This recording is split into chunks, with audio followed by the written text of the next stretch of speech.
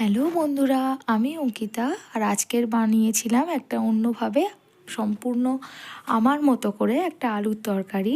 সেখানে আমি আলু, কড়াইশুঁটি আর ওটা ভেজে নিচ্ছিলাম একটুখানি কালো জিরে দিয়ে। যেহেতু তেলে দিলে ছিটকায়, তাই জন্য আমি অলওয়েজ ওটা কড়াইয়ে দিয়ে দেন একটুখানি তেল দিই, যাতে না ছিটকায়। এটা আমার মানে আমি একটুখানি তেল ছিটকে আসলে ভয় লাগে বলে এটা করি। তোমরা তোমাদের মতো করে করতে পারো যেভাবে ইচ্ছে। কেউ তেল না চাইলে অল্প একটুখানি বাটারও দিতে পারো, বাট আমি সাদা তেলই দিয়েছিলাম এখানে। এটা খেতে খুবই ভালো হয়।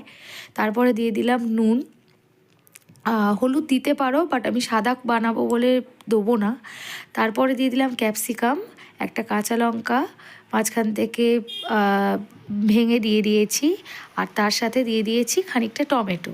তারপরে একটু নেড়ে নিয়ে জল দিয়ে দিলাম, কারণ জলটা মানে তোমরা চাইলে যদি ভাজা ভাজা করতে চাও তাহলে জল দেবে না, কিন্তু আমি জল দিই কারণ আমি একটু তরকারি করব না, মানে গায়ে গায়ে করব, কিন্তু একটু জুসি হবে ব্যাপারটা। তাহলে দেন আমি ওর মধ্যে দিয়ে দিলাম একটুখানি চিনি, তারপর গোলমরিচ গুঁড়ো, আর তোমাদের প্রয়োজন মতো ধনেপাতা। ধনেপাতা খেতে ভালো না লাগলে তোমরা স্কিপও করতে পারো, বাট আমার ফ্যামিলি সবাই খেতে খুব ভালোবাসে, তাই আমি দিই সব কিছুতেই ধনেপাতা। তো এইবারে একটু শুকনো শুকনো করে নিচ্ছি। জলটা দেখছো একেবারেই শুকিয়ে গেছে, কিন্তু জল দিয়েছি বলে একটু গা মাখা হয়েছে, আর ভাজা ভাজা করিনি আমি। তো এবারে একটুখানি সব কিছু মিশিয়ে নিচ্ছি ভালো করে। লঙ্কাটাও দেখো সেদ্ধ হয়ে গেছে।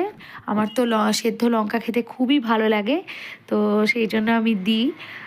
দেন তোমরা লাস্টে একটা সিক্রেট ইনগ্রেডিয়েন্ট, যেটা আমি দিই, জানি না হয়তো আরও কেউ দিতে পারে, বাট আমি দিই বলে বললাম, সেটা হচ্ছে চাট মশলা, যেটা আমি এখানে শেষে দিয়ে দেব।